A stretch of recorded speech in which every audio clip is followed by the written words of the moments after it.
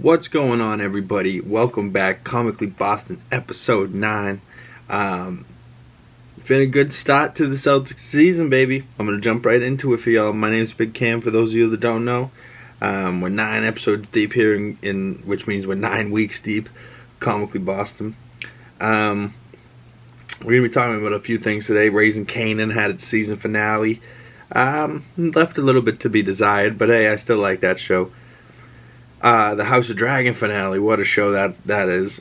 And also, I've been rewatching Game of Thrones. If you guys have been watching the Comically Boston episodes the last couple of weeks, I've been talking about where I've been rewatching and how long my progress is and that.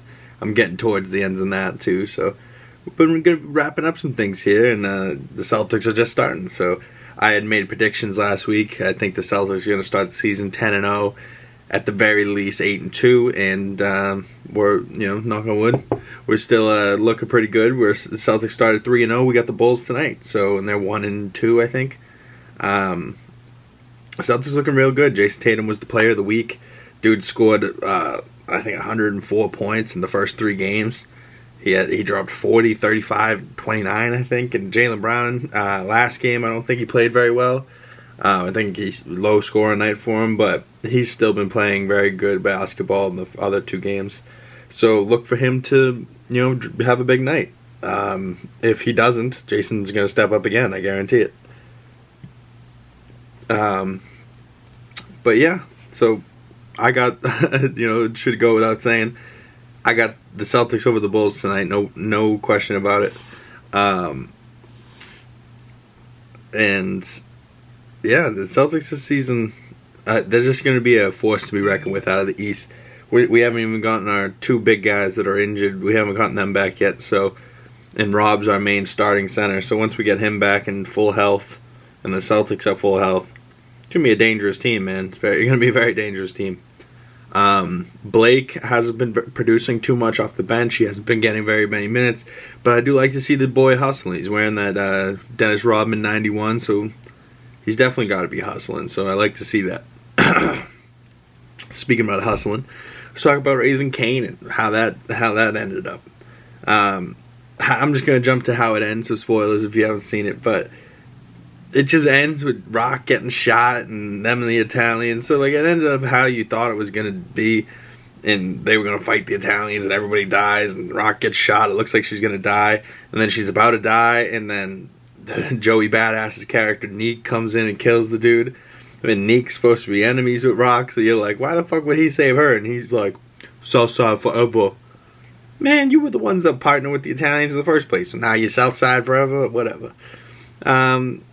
It's still a good show. I still like Power and all the shows that have come after it, so I can't believe I'm saying it, but I'll be there for its next season, so we'll see how that goes. Game of Thrones, right? So I've been rewatching Game of Thrones. I'm on to I'm just finished the 7th season, so I'm about to start the last season.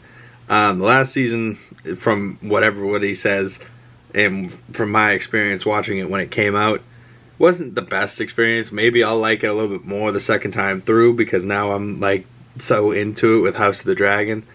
But if I have to say it now, I've rewatched damn near all of it again. My favorite episode has to be the Beyond the Wall episode.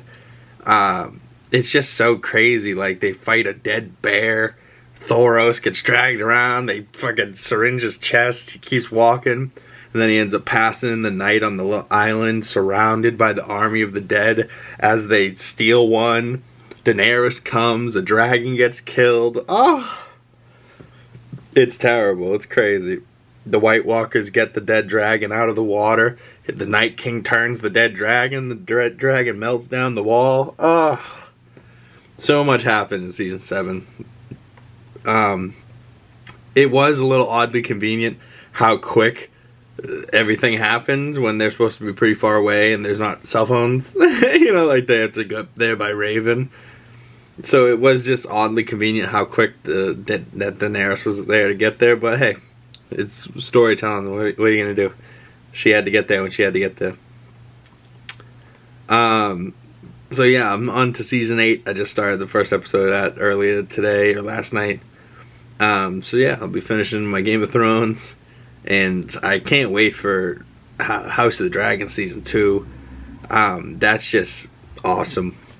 House of the Dragon was so good, and we're finally going to see the Dance of the Dragons in the next season. I don't know how long that's going to be. Probably, if I had to guess, at least next summer, maybe even 2024. Because now they have to. I think they're not even shooting season 2 yet, or maybe they've already shot it. Maybe they've thought ahead that they're not going to be able to wait. You know, I hate when shows like wait for it to come out. Like it takes them a year to make, then they wait for it to come out to see if they're going to make a season 2. It's like no. You should have season 2 in the bag and know that people are going to like it. But there's also that chance that people aren't going to like it, and then you have all this other shit in the bag. That's pretty much just garbage. Like, come on, what are we doing? So yeah, you just stay tuned. You know, like stay tuned for yourselves.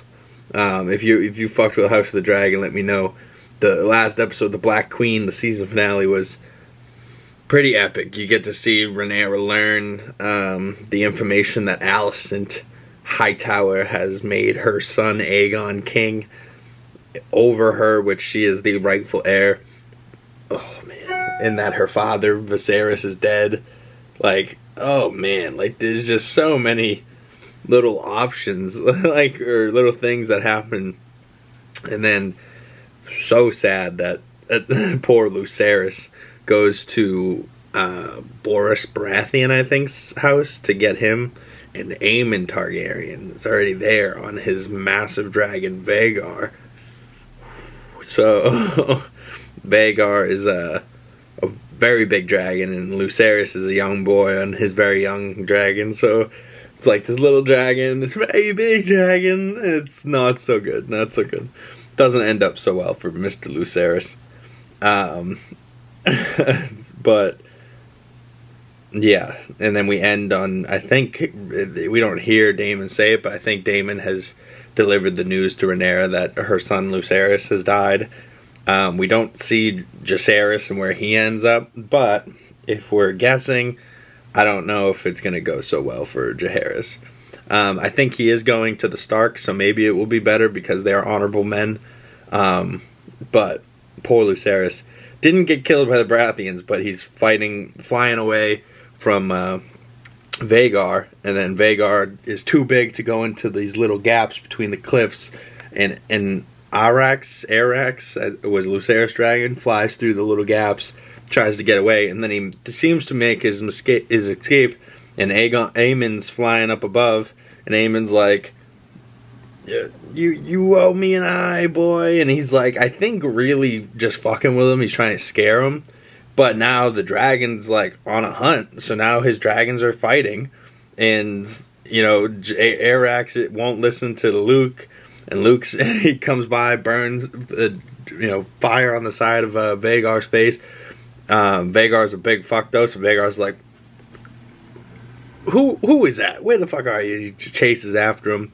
He goes real high. He gets above the storm that they're in. He gets above the clouds. He finally sees the sun. It's beautiful. It's almost like heaven. And then he's flying above, and and Vhagar comes up and eats Lucerys right out of the sky, takes a chunk out of, a whole, basically severs a whole midsection of Luke's dragon, and his dragon's parts fall to the ground, and Aemon's just like, Vhagar's just like, yeah, rawr, rawr, I fucking ate that motherfucker. And Aemon, like, it was funny that both dragons weren't listening to their riders, though, like, they were just fighting, so what happens, like, I don't think that's what Aemon wanted. But he did technically strike the first war. The first sign of war, by killing Rhaenyra's son. And he called him Lord Strong, so he's just was being a dick. But I don't know. And then Daemon was in that tunnel with that dragon. Apparently that dragon's the second biggest dragon, so I think maybe even bigger than Vhagar.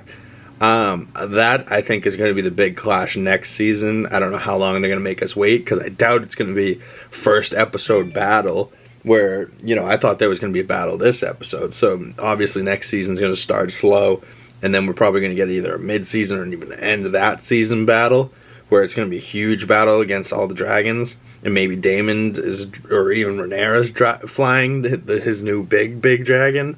So it might be Big Boy versus Vhagar, two big boys versus all the other ones. Oh man, dude, dragon versus dragon is just so wild to see. And we saw a little one versus one big one. We only saw two.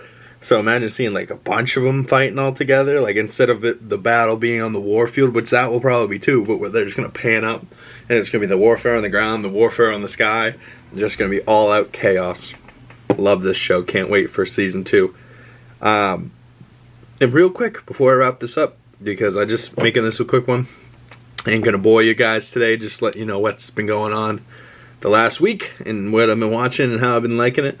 But I went and saw Black Adam in The Rock's new movie. And I don't know. I've slept on it a couple of nights and I've been trying to make up my mind on it. And I think I maybe have to see it again. Not in theaters. I'm going to wait for it to come on HBO Max. But I think it was okay. Like, I initially, like, my first thoughts were, like, it's a 6 or 7 out of 10. Which I think is a fair score. Like, it's a passing, you know, like a 75, 80, B+, you know, like a B+, you know, movie. I wouldn't give it, like, a saving grace. I think, you know, they held back some stuff. I think they did some things or were just oddly convenient for their storyline, you know, like just, you know, there's little things that it's like, oh, and now The Rock's here. Wonderful. You know, like, how's that happen? Who cares? It's his movie. Now he's here. And there was this particular scene where they show him and he's just so ripped that, like, you just see The Rock wearing a costume. You know, like, you don't see Black Adam superhero character. You just see The Rock. So maybe I couldn't get out of that. But as far as, you know, a Rock movie and an action movie and it's supposed to be in the DC superhero, it wasn't as bad as it could have been. Maybe not as good as it could have been either. I definitely liked that it was more of a rated R vibe, even though it was still PG-13. They definitely pushed the limits on that. But I enjoyed it. You know, there was some scenes I liked. There was some stuff I didn't. Overall, I thought it was pretty funny. There was a couple parts that I did like. He splits the guy in half, and you see him split, and then you see the lightning bolt and his roided out muscles. And then the costume at the end of the movie looked better than the first. I think it was like the first time we see him wearing it. It was like his neck looked so big, and like the shirt was just way over here, but it still looked like a t-shirt like this.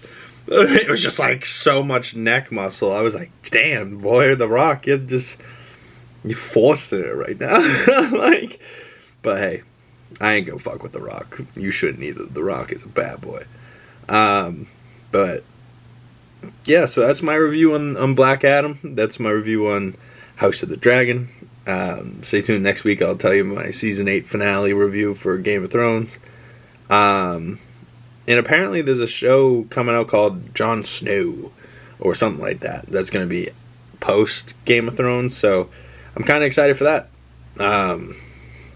But I'm definitely excited for House of the Dragon season 2. Let me know if you are too. Let me know if you've been watching my Lego videos, all these Legos over here.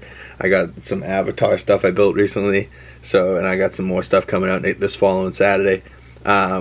I went and saw my buddy Jake Pilla fight recently. Good for him. And I was talking to my friend Renee. Shout out Renee if you're watching this. And maybe me and her are going to do a podcast soon. So that should be fun. Maybe you guys look forward to that. Having a female on and having her discuss her opinions and us give our different perspective on things. It should be a good time. It should be fun. She's hilarious. And me and her could talk for hours about fucking anything. So it should be a good time. I can't wait for that. Hopefully me and her get to do that soon. But thank you guys for tuning in. This is another week of Comically Boston, episode 9. See you next week for episode 10. Let me know if you guys have been liking it. I just, trying to stay consistent, trying to do it. I almost gave up on today, and I was just like, just do it quick. Even if you don't got an hour to talk about, just give them 10, 15 minutes. Give them something. Give them something for the people, and just let them know where your headspace is at.